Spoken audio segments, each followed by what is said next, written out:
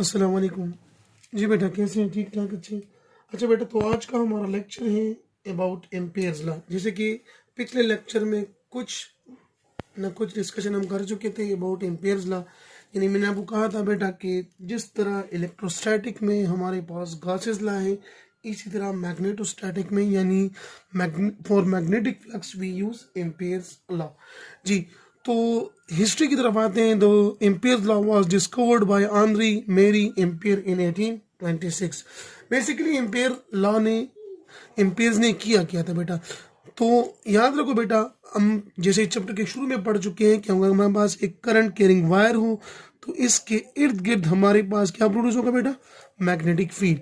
तो एम्पेयर्स ने बेसिकली ये फील्ड जो है यानी इंटीग्रेटेड का मतलब क्या होता है बेटा? टोटल फील्ड, यानी कि इर्द गिर्द जितना भी इस पॉइंट पर फील हो सकता है, इस पॉइंट पर जहां तमाम वायर की इर्द गिर्द यानी मैग्नेटिक फील्ड, हर जगह पर मैग्नेटिक फील्ड स्ट्रेंथ जो है उसको रिलेट किया किसके साथ? To the current flowing in the conductor, यानी in a current carrying wire. यानी एक वायर है, उसमें करंट आई फ्लो कर रहा है, तो इसके इर्द गिर्द हमारे पास मैग्नेटिक फील्ड प्रोड्यूस होगा। अब इस वायर के इर्द गिर्द टोटल मैग्नेटिक फील्ड को यानी इंटीग्रेटेड मैग्नेटिक फील्ड को उसने रिलेट किया था किसके साथ? To the current flowing in a wire. यानी हम लिख चुके बेटा कि इंट्रोडक्शन में, it relates net magnetic field B along a closed loop to the electric current passing through the loop। यानी ये हमारे पास वायर है बेटा, इसके इर्द गिर्द जो नेट मैग्नेटिक फील्ड है, टोटल फील्ड है, उसको रिलेट किया था किससे बेटा? To the current flowing in the wire. तो this is the introduction of Ampere's law. यानी एम्पेयर्स लॉ अगर सिंपल अल्फाज में हम कोई आपसे पूछे कि एम्पेयर्स लॉ किस चीज़ के बारे में बताती है बेटा, तो उसे कहो कि किसी करंट कैरिंग वायर के इर्द गिर्द जो मैग्नेटिक फील्ड प्रोड्यूस होता है वो करंट कैरिंग वायर के साथ किस तरह रिलेट होता है। यानी करंट कैरिंग वायर और इसके इर्द गिर्द मैग्नेटिक फील्ड पर जो असर है वो किस तरह होते हैं हमारे पास। रिमेंबर बेटा, जैसे इस चैप्टर के शुरू में मैं आपको बता चुका था इलेक्ट्रोमैग्नेटिज्म के बारे में कि earlier it was thought that electricity and magnetism both are separate branches of physics. फिर 1819 में ऑरस्टेड ने ऑब्जर्वेशन की थी कि अगर हमारे पास करंट कैरिंग वायर हो तो it can produce magnetic field. लेकिन उस वक्त अरिस्टड ने कोई मैथमेटिकल फार्मूला इसके लिए नहीं दिया था बेटा। तो it was the ampere law जिससे हम मालूम कर सकते हैं कि हमारे पास करंट कैरिंग वायर हो, उसकी वजह से मैग्नेटिक फील्ड प्रोड्यूस हो, तो वो मैग्नेटिक फील्ड और करंट एक दूसरे के साथ किस तरह रिलेट होते हैं बेटा। तो आते हैं स्टेटमेंट की तरफ कि what is the statement of Ampere's law. तो एम्पियर्स लॉ को स्टेटमेंट हमारे पास है फॉर एनी क्लोज लूप। यानी इधर भी आपने ये बात याद रखनी बेटा, जिस तरह में गॉसेस लॉ के बारे में बताता था बेटा कि the net flux through any close path. तो इधर भी हमारे पास for any close loop path, यानी अगर हमारे पास एक लूप हो वो क्लोज हो बेटा, the sum of the length element, यानी उस क्लोज लूप, ये हमारे पास क्लोज लूप है बेटा, इसके हर पॉइंट पर अगर हम एक लेंथ एलिमेंट यानी ये कंसिडर करें बेटा, ये कंसिडर करें बेटा, इस तरह ये L1 L2 L3 और आखिर में Ln तक हम जाए बेटा। तो for any close loop the sum of length element delta L times यानी multiply the magnetic field B, magnetic field B जो है in the direction of length element, in the direction of length element, यानी B जो है किसके direction में? Length element के direction में, जो कि हमारे पास इस वड़े आउट वड़े बेटा, is equal to mu naught times, mu naught is permeability of free space. जिस तरह हम डिफाइन करते थे परमिटिविटी, इधर हम डिफाइन करते हैं permeability. Mu naught times permeability times the electric current I in the loop. यानी हमारे पास कोई करंट कैरिंग वायर हो, उसके इर्द गिर्द अगर हम टोटल फ्लक्स मालूम करना चाहें, सिंपल मैग्नेटिक फ्लक्स मालूम करना चाहते हैं, तो it will be equal to mu naught times the total current I, mu naught times the total current I, where mu naught is permeability of free space। जिस तरह permittivity को हम define करते थे बेटा कि it is the property of a medium due to which it affect the magnitude of electric force, इसी तरह permeability को हम डिफाइन करते हैं बेटा the property of a medium due to which it affect the magnitude of magnetic force। दोबारा define कर रहा हूं बेटा, लिखना चाहो तो लिख सकते हो बेटा कि permeability is defined as the property of medium due to which it affects the magnitude of magnetic field or magnetic force। This is all about permeability of free space. जी, Ampere's law is applicable to any close path, यानी Ampere's law does not depend upon the size, shape और geometry of close path. जिस तरह Gauss's law में हम कहते थे बेटा कि गॉसेस लॉ से जो टोटल इलेक्ट्रिक फ्लक्स है, it does not depend upon the size, shape और geometry of a close surface. इसी तरह Ampere's law is applicable to any close path, यानी अगर हमारे पास close path in the form of circle हो जाए, in the form of rectangle हो जाए बेटा, in the form of triangle हो जाए, कोई इरेगुलर सरफेस हमारे पास हो, किसी भी क्लोज पाथ को हम एम्पियर्स लॉ अप्लाई कर सकते हैं। लेकिन रिमेंबर बेटा, जिस तरह उधर हम कहते थे कि the total electric flux depends upon the charge enclosed by the surface and permittivity of medium, बिल्कुल इसी तरह हम कहते हैं बेटा कि according to Ampere's law the magnetic flux is totally depends upon the current enclosed in the close surface and permeability of free space. लेकिन अगर आपको उधर याद हो बेटा, उधर हमने कहा था बेटा, वो इक्वेशन हमारे पास था total flux is equal to q divide by epsilon naught. लेकिन इधर हमारे पास है बेटा B dot L is equal to mu naught I, यानी इधर से हम पता लगा सकते हैं बेटा कि परमिटिविटी उधर inversely related to electric field और इलेक्ट्रिक फोर्स, लेकिन इधर permeability is directly proportional to magnetic field. यानी इन सिंपल वर्ड्स हम कह सकते हैं कि अगर किसी दो मीडियम के दरमियान हम कोई मटेरियल मीडियम ला दें बेटा, तो उस मटेरियल मीडियम के इंसर्ट करने की वजह से होगा क्या, हमारे पास इनके दरमियान जो मैग्नेटिक फोर्स है वो इंक्रीज हो जाएगा डायरेक्ट प्रोपोर्शन में। आपको दिखाई दे रहा है बेटा, इट्स डायरेक्ट प्रोपोर्शन। उधर हम कहते थे कि दो चार्जेस के दरमियान मटेरियल मीडियम रखते थे बेटा, तो उनके दरमियान इलेक्ट्रिक फोर्स कम हो जाती थी। लेकिन इधर दो मैग्नेट के दरमियान अगर हम कोई मटेरियल मीडियम इंट्रोड्यूस कर दें, तो इसके दरमियान जो मैग्नेटिक फोर्स होगी वो हमारे पास इंक्रीज हो जाएगी बेटा। Where mu naught is permeability of free space, mu naught की वैल्यू हमारे पास है बेटा 4 pi multiply 10⁻⁻7 weber per ampere per metre. ये वैल्यू आपने याद रखनी है। जिस तरह आपने एप्सिलॉन नॉट की वैल्यू याद रखनी है कि 8.85 मल्टीप्लाई 10⁻⁻12 कूलम स्क्वायर पर न्यूटन मीटर स्क्वायर, तो बिल्कुल इसी तरह वेबर की वैल्यू हमारे पास है, सॉरी म्यू नॉट की वैल्यू हमारे पास है 4 pi multiply 10⁻⁻7 weber per ampere per metre. तो ये तो बेटा परमिएबिलिटी के मुतालिक था। अब हम प्रूफ करना चाहते हैं एम्पियर्स लॉ को। प्रूफ में हम लिखते हैं बेटा, to prove ampere law we will discuss Biot Savart law, यानी एम्पियर लॉ को प्रूफ करने से पहले हम एक और लॉ डिस्कस करेंगे जिसे हम कहते हैं बायोट-सावर्ट लॉ। याद रखो बेटा, बायोट-सावर्ट एक बंदे का नाम नहीं है, बायोट अलहदा साइंटिस्ट था, सावर्ट अलहदा साइंटिस्ट ने, दोनों फ्रेंच थे और इन्होंने 1820 में ये लॉ प्रेजेंट किया था बेटा। बेसिकली बायोट-सावर्ट लॉ हमें बताता क्या है बेटा, तो अगर आप याद हो जिस तरह फर्स्ट चैप्टर में हमने कूलम्स लॉ पढ़ा था दो चार्जेस के मुतल्लिक, यानी हमारे पास इलेक्ट्रिक फोर्स किस तरह वेरिएट होती है, इलेक्ट्रिक फील्ड किस तरह वेरिएट होती है। सिमिलरली हम अकॉर्डिंग टू बायोट-सावर्ट लॉ कह सकते हैं कि किसी करंट कैरिंग वायर के इर्द गिर्द मैग्नेटिक फील्ड जो प्रोड्यूस होता है वो इस करंट के साथ किस तरह रिलेट होता है बेटा।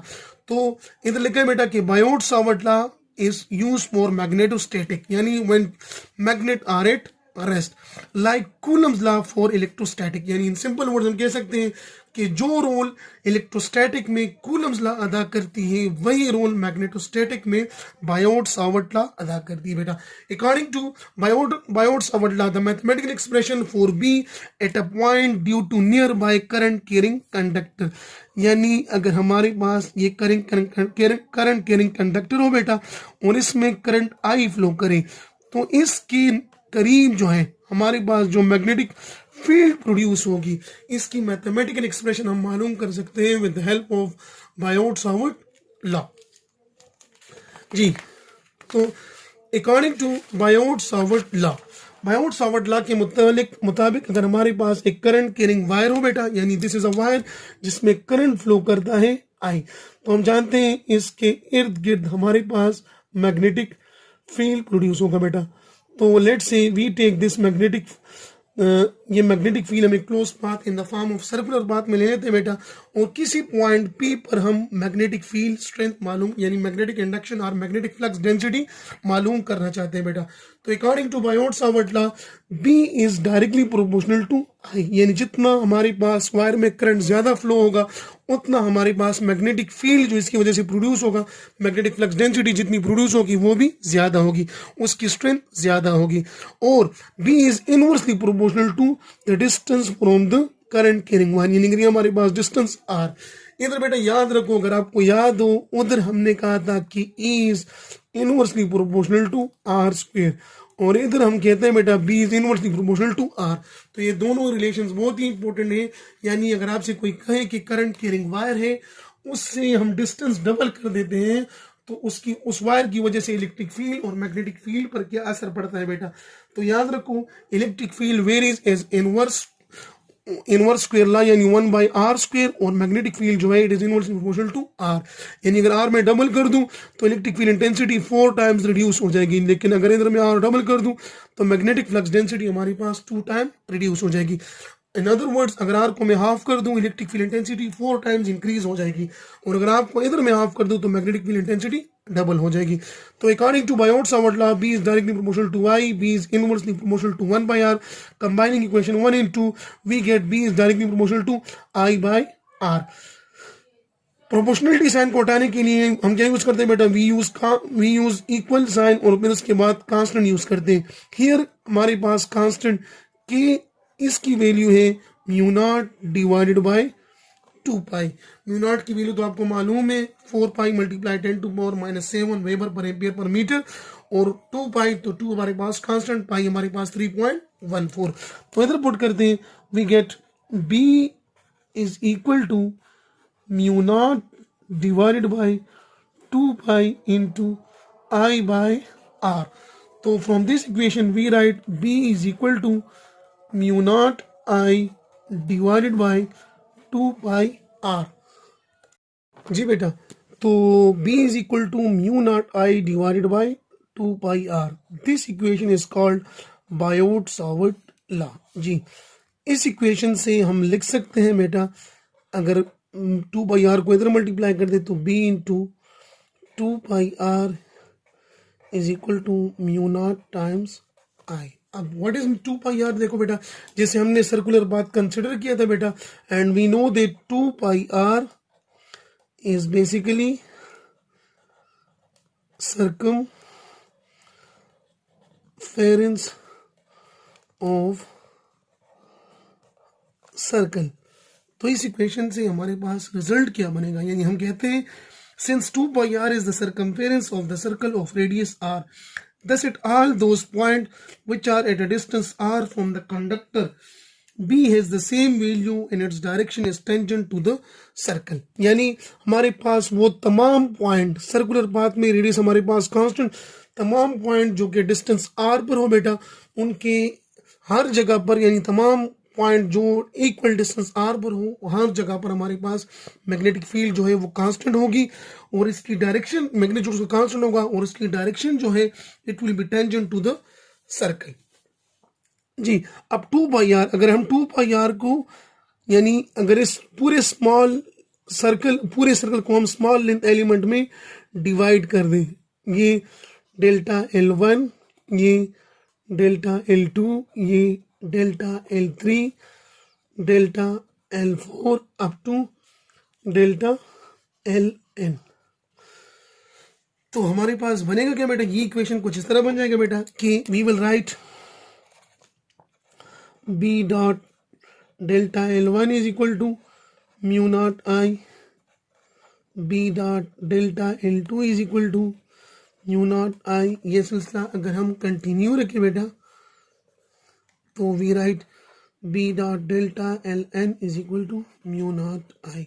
इन सबको हम कंबाइन करेंगे बेटा तो as result we will get B dot delta Li summation where I from 1 up to n is equal to mu naught I. This is called Ampere's law, यानी B dot del Li is equal to mu naught I. Remember बेटा, Ampere's law is applicable to any closed path. और जिस तरह अगर आपको याद हो बेटा इलेक्ट्रिक फ्लक्स में हम कहते थे कि अगर हमारे पास किसी वायर की वजह से हम किसी पॉइंट पर इलेक्ट्रिक फ्लक्स मालूम करना चाहें, इधर हम मैग्नेटिक फील्ड मालूम करना चाहें या मैग्नेटिक फ्लक्स मालूम करना चाहें किसी पॉइंट पर, तो जिस तरह उधर हम कहते थे अगर हमारे पास सरफेस क्लोज ना हो यानी चार्ज हमारे पास क्लोज ना हो तो इसको हम क्लोज सरफेस में लेते हैं। इसी तरह अगर हमारे पास करंट कैरिंग वायर क्लोज ना हो तो इसे हम एक क्लोज सरफेस में लेते हैं बेटा। और मैग्नेटिक फील्ड में close surface in magnetic field called empyrean path.